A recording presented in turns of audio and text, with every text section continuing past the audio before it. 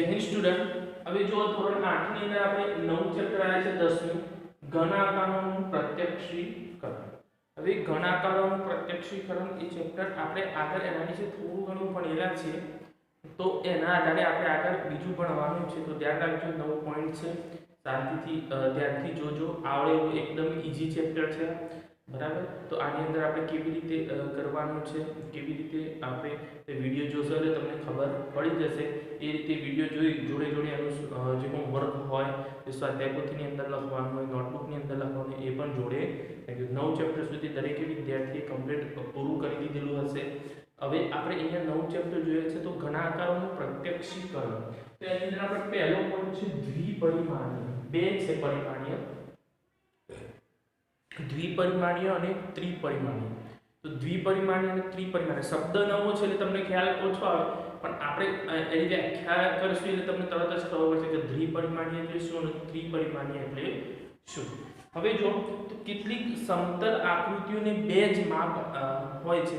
કેટલીક સમતલ આકૃતિઓને બે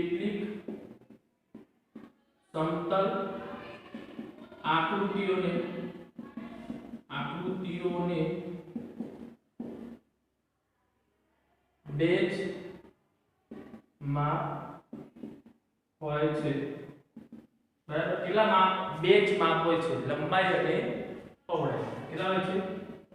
લંબાઈ અને પહોળાઈ।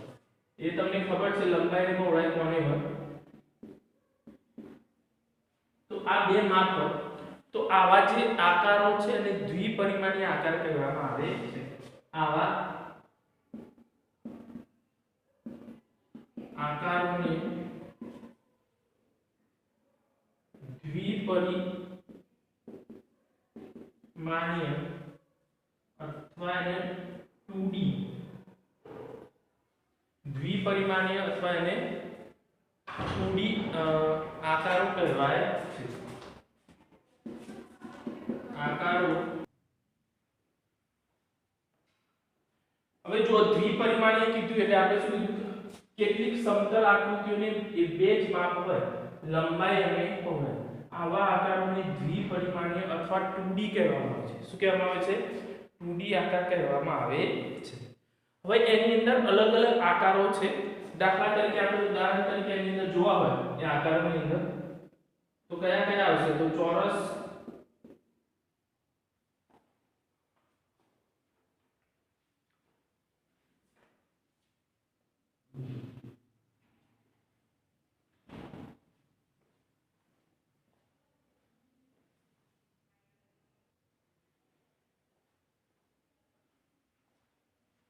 પછી આવે છે લંબચોરસ,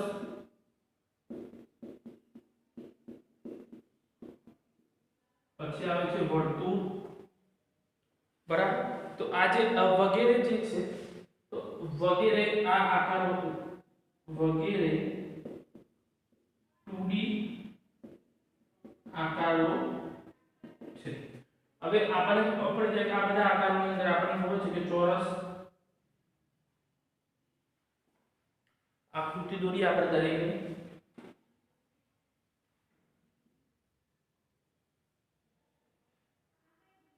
ચોરસ, લંબચોરસ, વર્તુળ,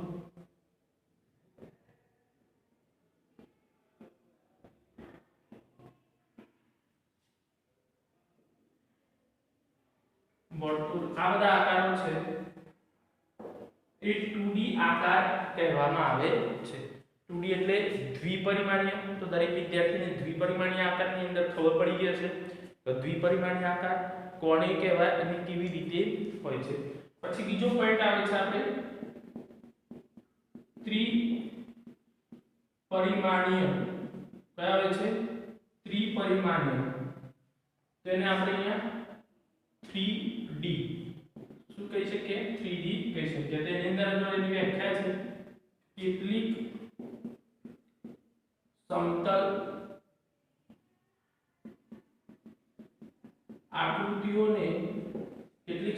આકૃતિઓને ત્રણ માપ હોય કઈ લંબાઈ પહોળાઈ અને ઊંચાઈ અથવા ઊંડાઈ આવા આકારોને ત્રિપરિમાણીય 3D આકારો કહેવાય છે.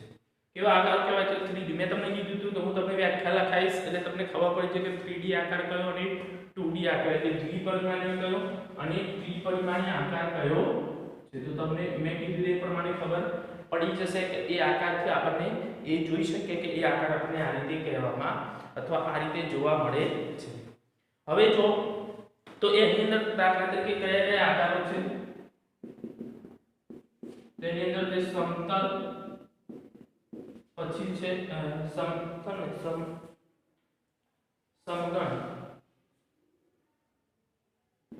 સમગણ લંબગણ નળાકાર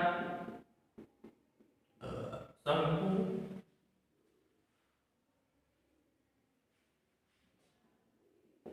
ગોલક વગેરે 3D આકારો છે. કેવા આકારો છે? 3D આકારો છે. હવે જો સમગણ, તો સમગણની આકૃતિ દોરીએ છે, ધ્યાન રાખજો તમે.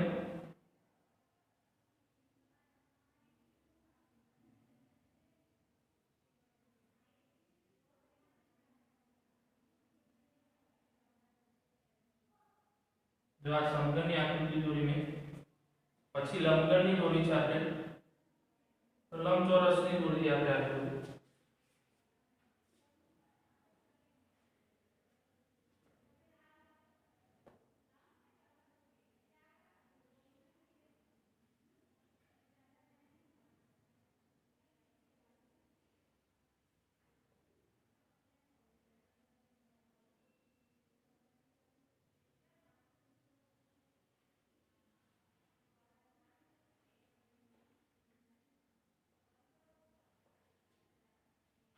પછી જો નળાકાર,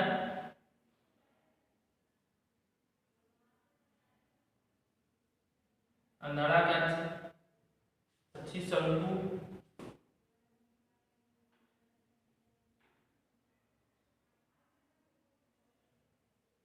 આ શંકુ આકાર છે. પછી ગોલક. આકૃતિ ધ્યાન રાખો તમે, પેન્સિલથી જ આકૃતિ દોરવાની છે. દરેક વિદ્યાર્થીએ પેન્સિલ પર આકૃતિની અંદર કરવાનું, પેનથી દોરવાની અને વ્યવસ્થિત રીતે દોરાવી જોઈએ એ પણ ધ્યાન રાખવાનું છે.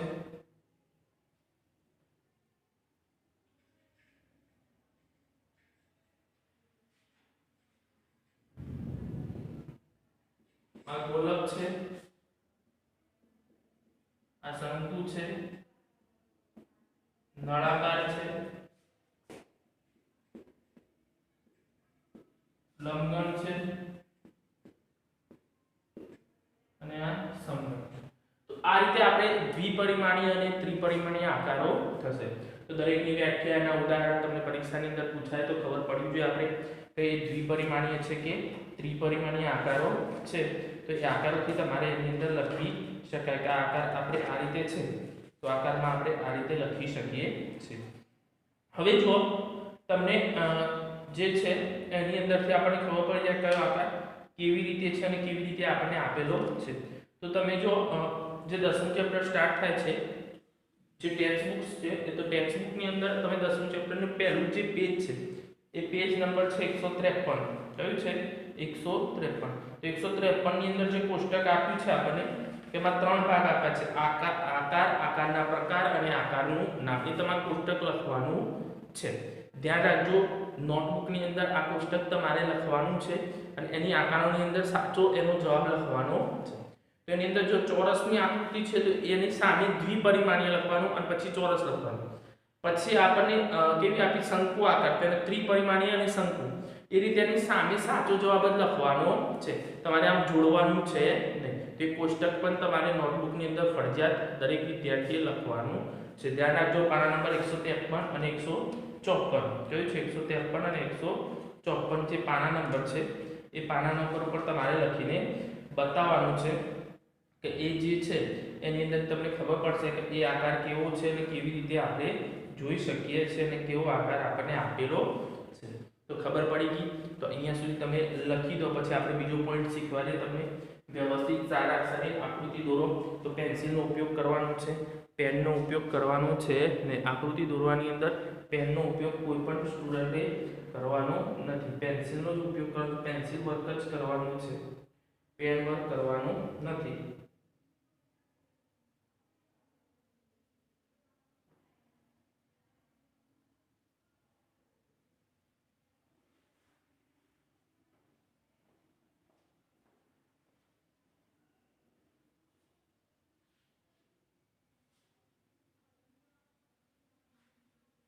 દ્વિપરિમાણીય 2D અને ત્રિપરિમાણીય 3D આકાર, તે આકારથી આપણને ખબર પડી જાય કે 2D આકાર કોને કહેવાય અને 3D આકાર કોને કહેવાશે.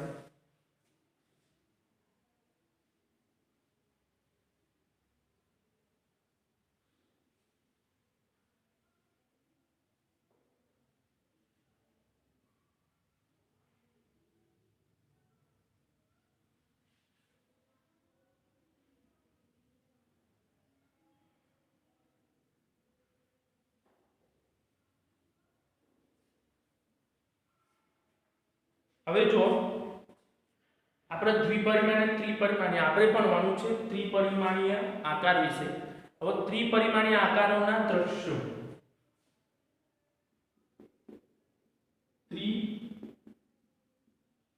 ત્રિપરિમાણીય એટલે 3D આકારોના દ્રશ્યો. દ્રશ્યો એટલે આકાર જોઈએ આપણે.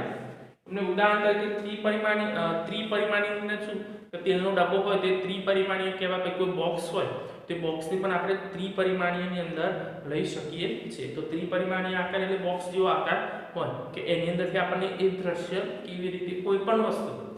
ત્રિપરિમાણીય એટલે ઘણા બધા ઉદાહરણ, તો આપણું ઘર છે બરાબર, બીજી કોઈ ગાડી છે, તો એવા ઘણા બધા ગ્લાસ છે. તો આ બધા જ આકારોની અંદર કયો આકાર કેવી રીતે દેખાય છે અને કેવી રીતે આપણે જોઈ શકીએ છીએ એ આકારોને અહીંયા આપણે સમજવાનું છે. તો આકારની અંદર જે પણ આપણે આકાર હોય તે આકારની અંદર આપણને ખબર પડી જાય કે આકાર આપણે આ રીતે જોઈ શકીએ છીએ અને આ રીતે આપણને એનો ભાગ દેખાય છે. તો એ ભાગથી અથવા એ આકારથી જ આપણે એને ધ્યાન રાખી શકાય છે. તો આકારમાં જ આપણને ખબર પડી જાય કયો આકાર કેવી રીતે. હવે જો ત્રિપરિમાણીયની અંદર આકારની અંદર આપણે જે છે તો એ ઈંટની જે ઈંટ છે એ ઈંટનો આકાર આપણે લેવો છે. તો એક આકારથી તમને સમજાવું એટલે તમને વધારે આઈડિયા આવશે કે કેવી રીતે આપણે એને લઈ શકીએ છીએ અને કેવી રીતે આપણને આપેલો.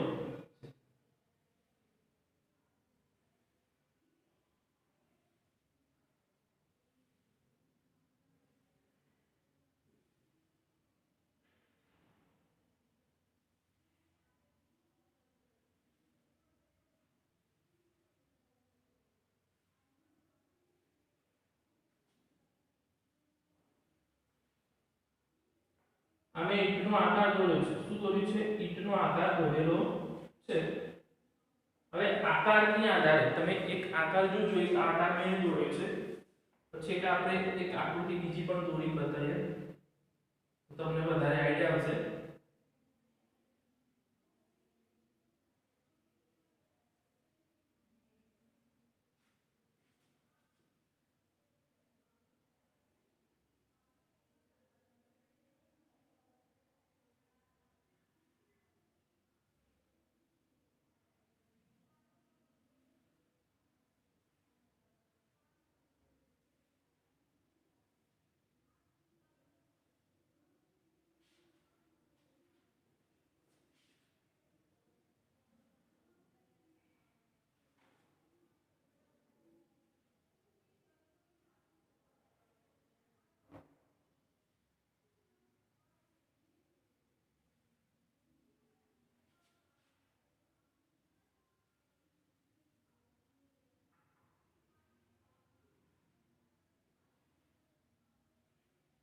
એક આકાર આપણે દોરેલો છે.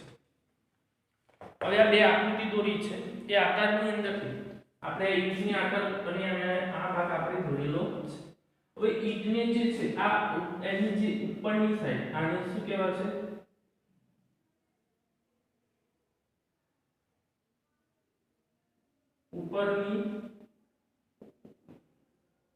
ઉપરની બાજુ એ કહેવાય છે ઉપરની. પછી આ શું કહેવાય છે?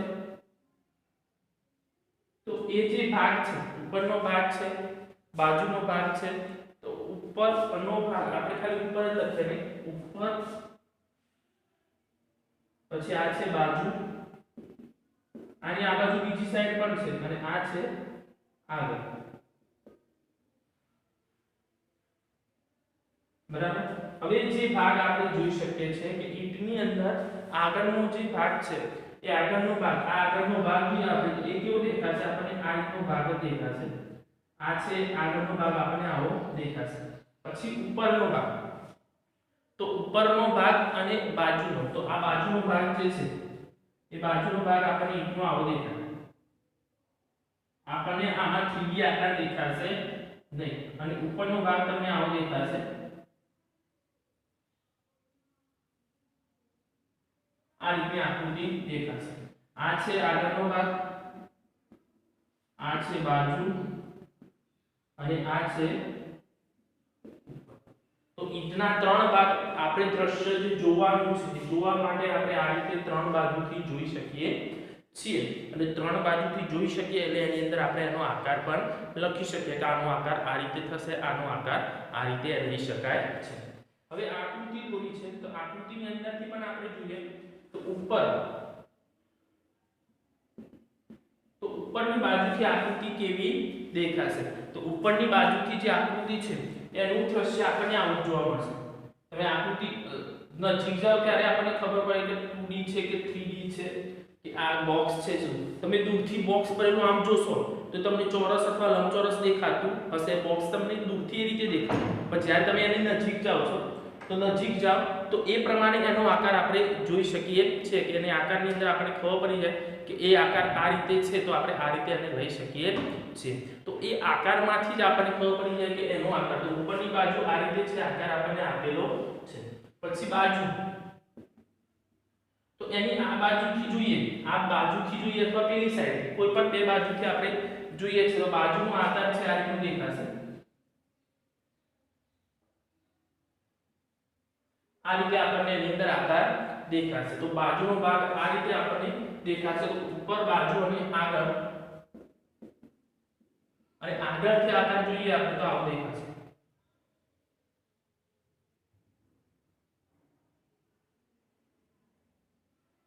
બરાબર. તો આપણે એ આકૃતિના ત્રણ ભાગ જોઈને કોઈ પણ આકૃતિ જોઈએ તેને ત્રણ ભાગથી જોઈ શકીએ. જો પાછળનો આગળનો ભાગ જોયો એ રીતે પાછળ જોઈએ તો એ તો સેમ ટુ સેમ આગળ અને પાછળ દેખાવાનું, ઉપર અને નીચે પણ સેમ ટુ સેમ દેખાવાનો છે. અને બે બાજુ, એક આ બાજુ એક આ બાજુ, તો બંને બાજુ પણ આકાર કેવો દેખાવાનો છે? સેમ ટુ સેમ આકાર દેખાવાનો છે. તો એ રીતે આપણે એનો આકાર જોઈ શકીએ છીએ જે આકાર આપણને આપેલો છે. અને એ આકારથી જ આપણને ખબર પડી જાય કે આકાર આપણને આ રીતે આપ્યો છે તો આપણે એને આ રીતે દોરી શકીએ છીએ અથવા આ રીતે આપણે લખી શકાય છે. તો આ રીતે આપણે 3D પરિણામ એટલે 3D આકાર જે છે એ 3D આકારની અંદર આ રીતે આકૃતિ દોરી શકીએ છીએ. તો આકૃતિ જે આપણને આપી છે અથવા આકાર આપ્યો છે તો આકૃતિની અંદર ત્રણ બાજુ, કોઈ પણ આકૃતિની ત્રણ બાજુથી જોવા માટે આ રીતે આપણે જોઈ શકાય છે ને આ રીતે એને કરી શકાય. હવે જો તો સ્વાધ્યાય 10.1 આપ્યું છે એની અંદર હું અહીંયા કંઈ કરાવતો નથી, તમને ખાલી સમજાવી દઉં છું. સિમ્પલ છે અને એ આકૃતિ આપણે એને સિમ્પલ એને જોઈ પણ શકાય છે અને રીતે લખી પણ શકાય છે. તો એ જે આકાર છે આપણને એ આકારની અંદરથી તમને ખબર પડી જશે કે આકાર આ રીતે આપ્યો છે તો આપણે આ રીતે એને લઈ શકાય છે. તો જો સ્વાધ્યાય નંબર 10.1, તો 10.1 ની અંદર પહેલો જે પ્રશ્ન છે એની અંદર તમને ત્રણ ભાગ આપેલા છે.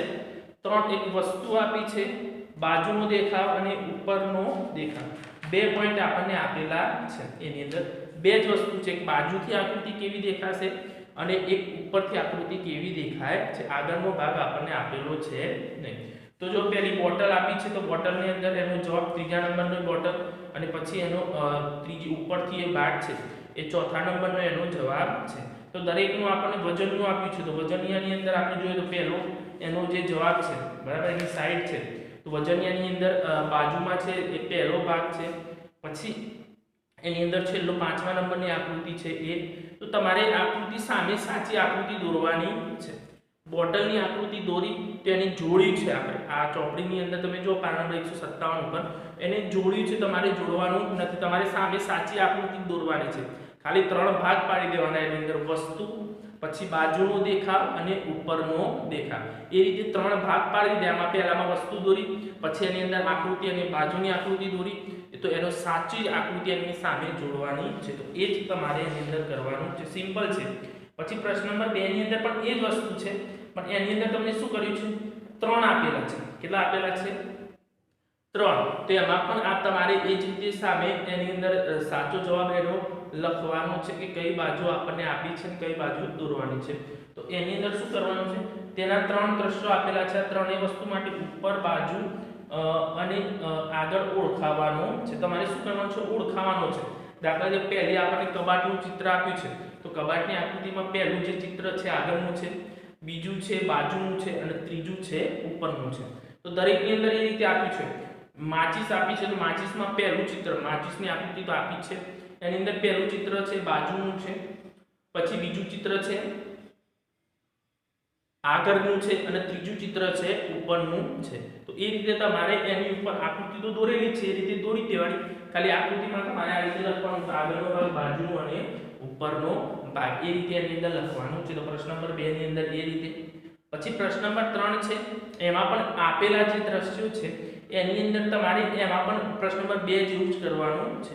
કે જે આપણને ભાગ આપ્યો છે, કે દાખલા તરીકે પહેલી આકૃતિ છે તો એ કઈ આવશે, તો ઉપરનો ભાગ, પછી બીજો ભાગ છે એ આગળનો આવશે અને ત્રીજો પણ આગળનો બાજુનો આવશે. તો એ રીતે તમારે લેવાનું છે. બીજી આકૃતિમાં પહેલું જે છે એ બાજુનો ભાગ આવશે, બીજો છે આગળનો અને ત્રીજો છે ઉપરનો. તો આ રીતે દરેક આકૃતિની અંદર આપણને જોવા મળે છે. જે ભાગ આપણને આપ્યા છે એ ભાગથી આપણે જોઈ શકીએ છીએ અને એ રીતે લખી શકાય છે. ધ્યાન રાખજો, આકૃતિઓ છે એટલે જાતે સિમ્પલ છે, આમાં કંઈ છે નહીં. આપણે આગળ, પાછળ, આગળ, ઉપર અને બાજુ એ 3 ભાગ આપણે જોવાના છે. પછી પ્રશ્ન નંબર 4 છે, દાખલા નંબર 4, એની અંદર તમને એક આકૃતિ દોરીને જ આપી છે. એમાં તમારે આકૃતિઓ બાજુમાં દોરવાની છે. આગળનો ભાગ કેવો દેખાય છે તો આકૃતિ દોરવાની, બાજુનો ભાગ કેવો દેખાય છે તો એ આકૃતિ દોરવાની, અને ઉપરનો ભાગ કેવો દેખાશે તે એ પ્રમાણે આકૃતિ 3 અલગ અલગ આકૃતિ દોરવાની છે. એક આકૃતિ આપી છે, આપણે પહેલો છે સૈનિકનો તંબુ, તો સૈનિકના તંબુની અંદર આગળનો ભાગ કેવો દેખાય છે, બરાબર, પછી એની અંદર ઉપરનો ભાગ કેવો દેખાય છે અને બાજુનો ભાગ કેવો દેખાય છે, એ આકૃતિ પણ તમારે જાતે દોરવાની છે. તો આ રીતે તમારે સ્વાધ્યાય 10.1 જાતે દરેક વિદ્યાર્થીએ જે પ્રમાણે આપણને આપ્યું છે એ પ્રમાણે વ્યવસ્થિત રીતે શાંતિથી આકારો દોરો. તેની અંદર પેન્સિલનો ઉપયોગ કરવાનો છે, પેનથી આકૃતિ દોરવાની છે નહીં, પેન્સિલથી જ એ આકૃતિઓ દોરાવી જોઈએ. જે ભાગ આપણને આપ્યા છે એ ભાગની અંદર આપણે આકૃતિ દોરીએ તેને પેન્સિલથી દોરવાની, કોઈએ પેનનો ઉપયોગ કરવાનો છે નહીં.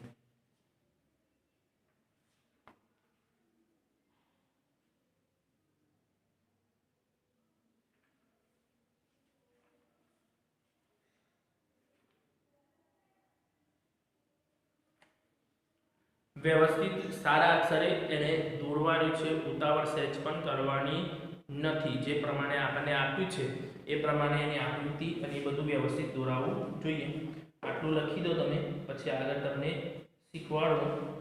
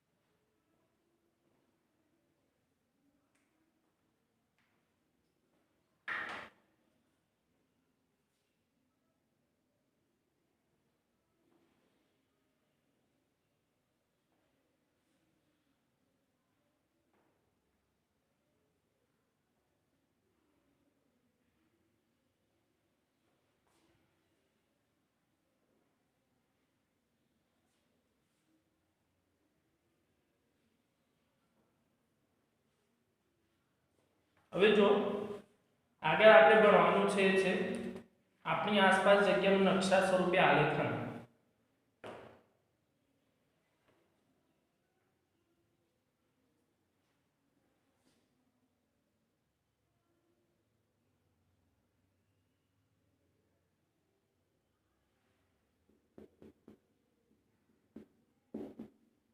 નકશો. હવે નકશાની અંદર કેવી રીતે આપણે દોરી શકીએ કે જે આપણને આજુબાજુ આપણે કોઈ પણ જગ્યાએ જઈએ છીએ, દાખલા તરીકે ગાર્ડનમાં ગયા હોય તો ગાર્ડનની અંદર પ્રવેશે પહેલા જ આપણે એક નકશાનો બોર્ડ આવીએ કે આ સાઈડ જાઓ તો બાળકો માટે રમવાનો એરિયા છે, આ સાઈડ બેસવા માટેનો એરિયા છે, આ સાઈડ તો એ રીતે અલગ અલગ ગેમ છે. તો દરેક જગ્યાએ આપણે અમુક જગ્યાએ જઈએ તો એ જગ્યાએ જવા માટેનો આપણને એક નકશો આપેલો હોય. તો એ નકશાને આધારે આપણે એ સ્થળે સરળતાથી, તમે અત્યારે મોબાઈલમાં જોશો તો મેપ આવે છે તો પહેલાં આપણે શું કરતા, એક જગ્યાએથી બીજી જગ્યાએ જવા માટે બધાને પૂછીને જતા. જોયું ના હોય તો આપણે શું કરીએ, એકબીજાને પૂછીએ, ત્યાં ગમે તે જગ્યાએ જઈને પૂછીએ પછી કે એ રીતે જતા હતા. ગૂગલ જે મેપ છે તો એ મેપની અંદર તમે સર્ચ મારી દો કે આ જગ્યાએ મારે જવું છે તો ફટ દઈને તમને શું બતાવી દેશે, રસ્તો બતાવી દે છે, એટલે કે નકશો બતાવી દે. એ નકશા પર તમે જાઓ એટલે તમને એ વસ્તુ અથવા એ જગ્યા તમને મળી જશે. તો એ જ રીતે નકશો જ્યાંથી પણ આપણે આવીએ છીએ અથવા જે જગ્યાએથી છે તો એ જગ્યા પરથી આપણે નકશો જોવા માટે જે રોડ છે કે જે પણ છે એ આપણે સરળતાથી જોઈ શકીએ છીએ અથવા સરળતાથી એ જગ્યાએથી જઈ પણ શકીએ છીએ. દાખલા તરીકે અહીંયા જો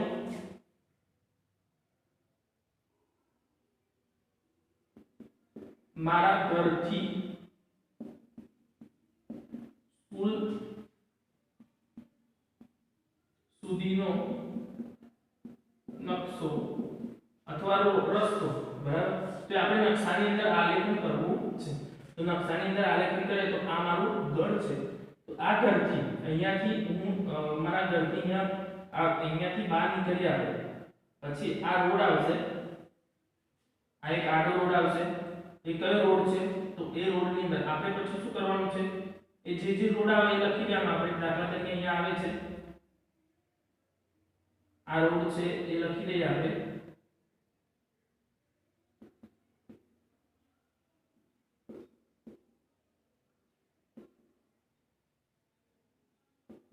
તો જો બાપા સીતારામ રોડ, આડો રોડ છે, બાપા સીતારામ વાળો રોડ છે. આ જે રોડ છે આપણે આ રોડ જે જોવા મળે છે એ રોડ છે કયો છે,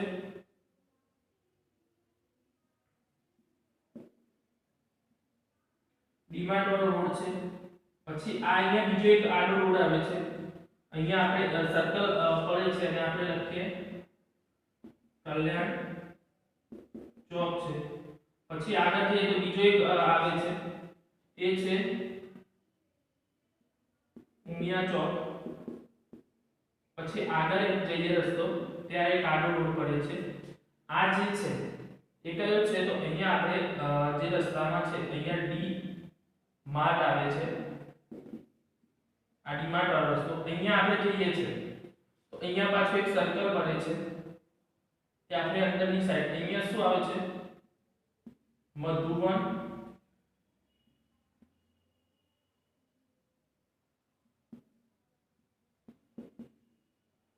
પાર્ટી પ્લોટ. પછી અહીંયા અંદર આયા આપણે અંદર અહીંયા આવી ગયા મધુવન પાર્ટી પ્લોટ થી અંદર આવી ગયા. પછી અહીંયા એક છે એ શું છે,